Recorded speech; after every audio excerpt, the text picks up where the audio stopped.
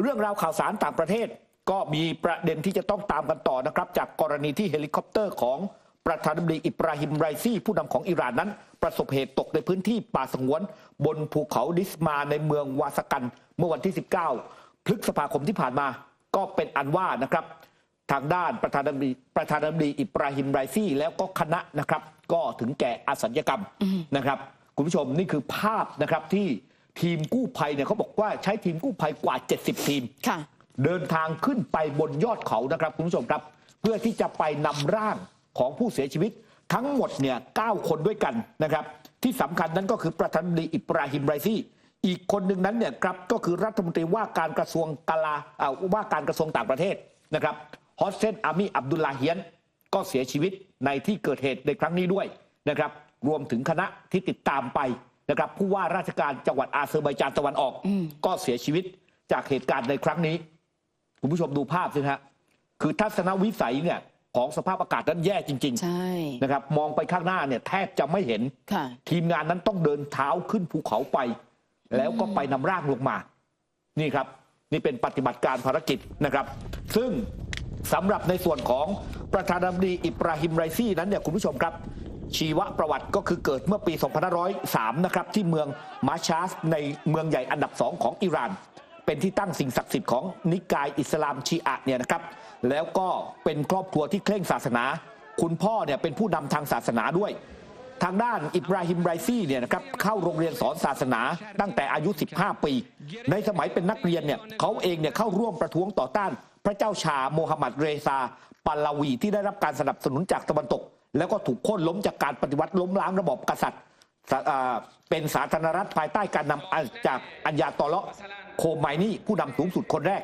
หลังการปฏิวัตินั้นเนี่ยอิบราฮิมไรซีเนี่ยเข้าทำงานฝ่ายตุลาการตั้งแต่ตอนอายุเพียง20ปีนะครับแล้วหลังจากนั้นก็เป็นอัยการในหลายเมืองได้รับการฝึกฝนจากอัญญาตอเลาะอาลีคาเมนีอีซึ่งต่อมาเนี่ยขึ้นมาเป็นประธานาธิบดีในปี2524ปี2531เนี่ยอิบราฮิมไรซีเป็นรองอัยการกรุงเตหะรานตอนนั้นอายุเพียง25ปีได้รับเลือกเป็น1 ใน 4ผู้พิพากษาคณะตุลาการลับต่อมารู้จักกันในชื่อคณะกรรมการแห่งความตายก็คือไปพิจารณาคดีของนักโทษทางการเมืองเขาบอกว่าตอนนั้นเนี่ยครับประหารนักโทษไปเนี่ยนะครับราวๆ 5,000 คนนะราวๆ 5,000 คนบรรดาผู้นำอิหร่านเนี่ยไม่เคยปฏิเสธเรื่องของการประหารนะครับแต่ไม่เคยลงรายละเอียดใดๆนะครับส่วนอิบราฮิมไรซีนั้นเนี่ยได้รับฉายาในครั้งนั้นว่าจอมเชือดแห่งเตหะรานและก็ถูกสหรัฐเนี่ยคว่ำบาตรฐานละเมิดสิทธิมนุษยชนในปี 2559 เนี่ยครับปรากฏว่าเทปการประชุมในปี 2531 ระหว่างอิบราฮิมไรซีกับตุลาการในคณะเนี่ยครับ4 คนนี่แหละนะครับคุณผู้ชมแล้วก็มีอัญญาตอเลาะฮุสเซนอาลีมอนตาเรซีคนนี้เนี่ยเป็นผู้ช่วยผู้นำสูงสุดของอิหร่านในเวลานั้นแล้วมองว่าคนนี้แหละจะขึ้นมาเป็นผู้นำสูงสุดของอิหร่านต่อมาปรากฏว่าเสียงหลุดกันออกมาสุดท้ายเนี่ยครับเสียงหลุดว่าก็คือมอนตาเรซีเนี่ยไปสั่งให้มีการประหารชีวิตนักโทษนะครับปรากฏว่ามอนตาเซรีนั้นน่ะก็หลุดออกจากตำแหน่งแล้วก็กลายมาเป็นทางด้านอัญญาตอเลาะอาลีคาเมนีอีผู้นำสูงสุดคนปัจจุบันนั่นแหละขึ้นมาเป็นผู้นำสูงสุดของอิหร่านจนกระทั่งปี 2560 เนี่ยครับอิบราฮิมไรซีนั้นเนี่ยก็ลงเลือกตั้งตอนนั้นแข่งกับฮัสซันโรฮานีเนี่ยตอนนั้นเป็นประธานาธิบดีมาแล้ว1 สมัยปรากฏว่าอิบราฮิมไรซีนั้นแพ้แบบหลุดลุ่ยให้กับทางด้านฮัสซันโรฮานีนะครับฮัสซันโรฮานีนั้นก็เป็นประธานาธิบดีต่ออีกสมัยหนึ่ง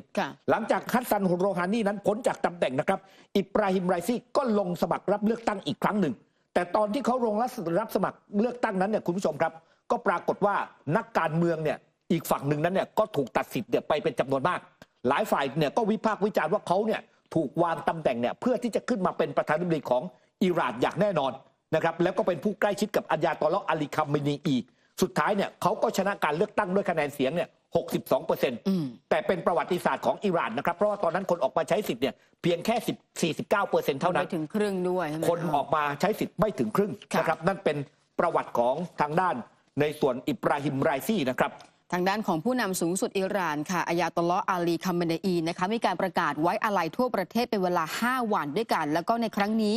มีการรับรองค่ะนายโมฮัมหมัดบ็อกเบอร์รองอธิบดีคนที่1รักษาการอธิบดีเพื่อให้ทำหน้าที่ฝ่ายบริหารรวมไปถึงทำงานร่วมกับประธานสภาประธานตุลาการหลังจากนี้ ภายใต้กฎหมายของอิหร่านเนี่ยจะต้องมีการคัดเลือกหรือว่ามีการเลือกตั้งผู้นำคนใหม่ภายใน 50 วัน และก็นอกจากนี้นะคะมีการแต่งตั้งอาลีบาเกรีคานีให้รับตำแหน่งรัฐมนตรีต่างประเทศรักษาการด้วย ขณะที่ผู้นำนะคะหลายประเทศไม่ว่าจะเป็นผู้นำรัสเซียอย่างวลาดิเมียร์ปูตินเนี่ยก็มีการระบุแถลงการณ์นะคะแสดงความเสียใจแล้วก็มองว่าสิ่งที่เกิดขึ้นนั้นเนี่ยที่ผ่านมาเนี่ยตัวของไรซี่เองเป็นมิตรแท้ของรัสเซียทั้งเรื่องของการปรับปรุงความสัมพันธ์แล้วก็นำทั้งสองประเทศเนี่ยมาสู่หุ้นส่วนทางยุทธศาสตร์ขณะที่โฆษกกระทรวงการต่างประเทศจีนนะคะมีการเผยแพร่ถ้อยแถลงของผู้นำจีนในการแสดงความเสียใจถึงการสูญเสียครั้งยิ่งใหญ่ของชาวอิหร่านและสำหรับชาวจีนนั้นถือว่าเป็นการสูญเสียเพื่อนที่ดีที่สุดคนหนึ่งทางด้านของปากีสถานค่ะนายกรัฐมนตรีเชบาบชาริฟนะคะมีการประกาศไว้อาลัย1 วันแล้วก็ลดธงครึ่งเสาเพื่อเป็นการแสดงความเคารพต่อประธานาธิบดีอับราฮิมไรซี่และคณะที่จากไปอย่างกระทันหันค่ะครับแล้วก็มีการรายงานข่าวนะครับว่าล่าสุดนั้นเนี่ยผู้ช่วยของทางด้านประธานาธิบดีวลาดิเมียร์ปูตินนั้นเนี่ยก็ได้มีการโทรศัพท์นะครับเพื่อพูดคุยกับทางด้านในส่วนของโมฮัมหมัดม็อกเมอร์นะฮะซึ่งจะขึ้นมารักษาการตำแหน่งประธานาธิบดีของอิหร่านเป็นที่เรียบร้อยแล้วนะครับแล้วก็จะรักษาการเนี่ยจะต้องมีการจัดการเลือกตั้งประธานาธิบดีใหม่ภายใน50 วันแต่หลายฝ่ายนั้นเนี่ยก็มองนะครับว่าการเมืองในอิหร่านนั้นอาจจะเกิดความวุ่นวายพอสมควรเพราะว่าปัจจุบันนี้อย่าลืมนะครับว่ามันจะมีกลุ่มคนอีกกลุ่มหนึ่งที่เป็นเสรีนิยมนั้นเนี่ยเริ่มที่จะออกมาประท้วงการเมืองในอิหร่านอยู่บ่อยครั้งและขั้วอำนาจเนี่ยครับที่คงอำนาจเอาไว้ในตอนนี้เนี่ยในปัจจุบันนี้เนี่ยนั่นก็คือเป็นอนุรักษ์นิยม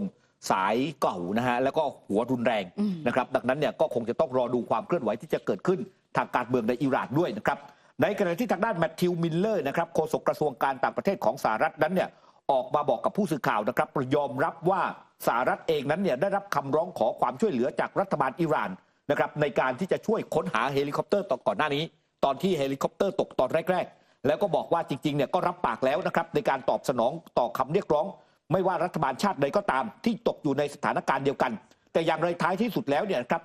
สหรัฐนั้นก็ไม่ได้เข้าให้การช่วยเหลือทางด้านอิหร่านสาเหตุเนี่ยเนื่องจากว่าด้านโลจิสติกนะครับเลยไม่สามารถมอบการช่วยเหลือได้ทันทีซึ่งตรงนี้เองเนี่ยอิหร่านนั้นก็ยังไม่ได้มีการเผยแพร่ถ้อยแถลงอย่างเป็นทางการเกี่ยวกับสาเหตุของอุบัติเหตุที่เกิดขึ้นกับเฮลิคอปเตอร์เบล 212 ที่ผลิตโดยสหรัฐอเมริกาในแถบภูเขาใกล้ชายแดนของอาเซอร์ไบจานครั้งนี้นะครับแต่ว่าส่วนหนึ่งนั้นเนี่ยก็มองว่ามันเกิดจากเรื่องของสภาพอากาศที่ไม่ดีนักนะครับแล้วก็ถัดมานั้นก็มีการวิเคราะห์กันถึงเรื่องของเฮลิคอปเตอร์ที่อาจจะเป็นเฮลิคอปเตอร์ที่มีสภาพที่ไม่ดีนักนะครับเพราะว่าอายุ40 กว่าปีแล้วนอกจากนั้นสื่อของอินเดียเนี่ยคุณผู้ชมครับกำลังมีการรายงานข่าววิเคราะห์ไปถึงทฤษฎีสมคบคิดว่าอิสราเอลเนี่ยมีส่วนรู้เห็นกับเหตุการณ์นี้บอกว่าเป็นฝีมือของมอสซาดหรือไม่เนื่องจากว่าที่ผ่านมานั้นเนี่ยบุคคลสำคัญของอิหร่านมักจะถูกลอบสังหารจากทางด้านมอสซาดแต่ว่าอิสราเอลนั้นก็ออกมาปฏิเสธแล้วนะครับว่าไม่มีส่วนเกี่ยวข้องกับการเสียชีวิตของประธานาธิบดีอิบราฮิมไรซี่แต่อย่างใดครับส่วนประเด็นเรื่องของการวิเคราะห์เนี่ยนะคะทั้งเรื่องของสภาพชิ้นส่วนที่อาจจะเป็นเรื่องของอะไหล่ที่มันค่อนข้างเก่ามากเนี่ยสำหรับเฮลิคอปเตอร์หลายคนมองว่าส่วนหนึ่งเนี่ยเป็นเพราะว่าเรื่องของมาตรการคว่ำบาตรที่เกิดขึ้นมีนักวิเคราะห์หลายคนนะคะที่มีการวิเคราะห์ถึงประเด็นเรื่องนี้ทางด้านของอเล็กซ์มาซารัสนักวิเคราะห์แล้วก็ที่ปรึกษาด้านการบินอิสระเนี่ยให้ความเห็นว่าที่ผ่านมาอิหร่านเนี่ยเจอกับเรื่องของมาตรการคว่ำบาตรมาตลอดโดยเฉพาะบทบาทสำคัญเนี่ยคือเรื่องของเครื่องบินที่มันตกเนี่ยทำให้หลายคนมองว่าเฮลิคอปเตอร์ที่ประสบอุบัติเหตุนั้นถูกซื้อมานานกว่า40 ปีและก็ขณะเดียวกันเนี่ยในการหาอะไหล่เนี่ยมันยากมากเนื่องจากว่าติดเรื่องของมาตรการคว่ำบาตรและการดูแลรักษาเนี่ยก็เป็นเรื่องสำคัญอะไหล่เดี๋ยวถือเป็นพื้นฐานของการบำรุงรักษาขณะที่อดีตรัฐมนตรีของอิหร่านนะคะโมฮัมหมัดจาวัดซาลิฟออกมาแสดงความคิดเห็นแล้วมองเลยว่าหนึ่งในต้นเหตุหลักของเหตุการณ์ในครั้งนี้ก็คือสหรัฐอเมริกาที่ห้ามให้มีการขายเครื่องบินรวมไปถึงชิ้นส่วนการบินให้กับอิหร่านแล้วก็ไม่อนุญาตให้ประชาชนชาวอิหร่านเนี่ยได้มีโอกาสที่จะมีเครื่องบินหรือว่าชิ้นส่วนของอะไรต่างๆนั้นที่จะมาดูแลรักษาด้วยขณะที่นายพลโมฮัมหมัดบาการีเสนาธิการกองทัพอิหร่านนะคะตอนนี้มีการเปิดการสอบสวนเรื่องของสาเหตุ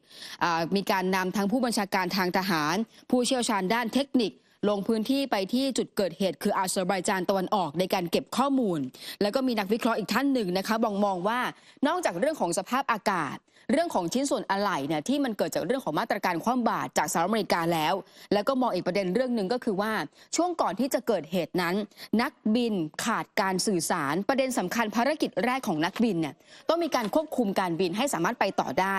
ประเด็นที่2ก็คือเรื่องของการสื่อสารที่นักบินนั้นไม่สามารถสื่อสารกลับมาทำให้หลายคนเนี่ยอาจจะมองว่าสิ่งที่เกิดขึ้นนั้นมันเกิดเหตุนอกเหนือจากการที่จะต้องมีการช่วยเหลือหรือว่าการพยายามให้มากที่สุดด้วยค่ะครับจากเรื่องราวของที่อิหร่านนะครับคุณผู้ชมครับไปดูความเคลื่อนไหว